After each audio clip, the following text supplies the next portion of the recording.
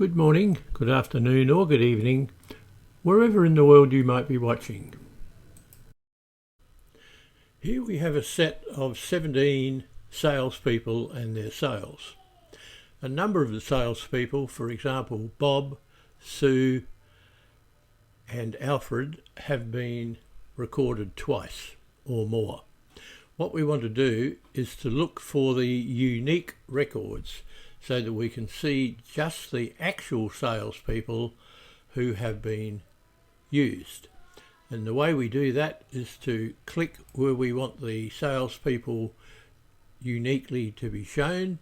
Then we click on the Data tab and we go to the Advanced tab, and then the list range we drag down and we see that their cells have been chosen. We do the same with the criteria range, drag down through them, and then we say copy to another location, copy to, we'll say E4, and we'll say unique records only, and click OK. And there's our list of each individual salesperson shown for us.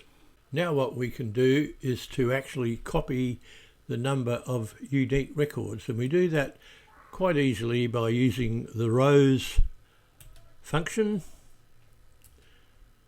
Open a bracket and we drag down through them, close the bracket, and we see that there are 10 unique records.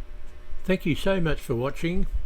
Don't forget to subscribe unless you've already done so, and remember that we love likes and comments.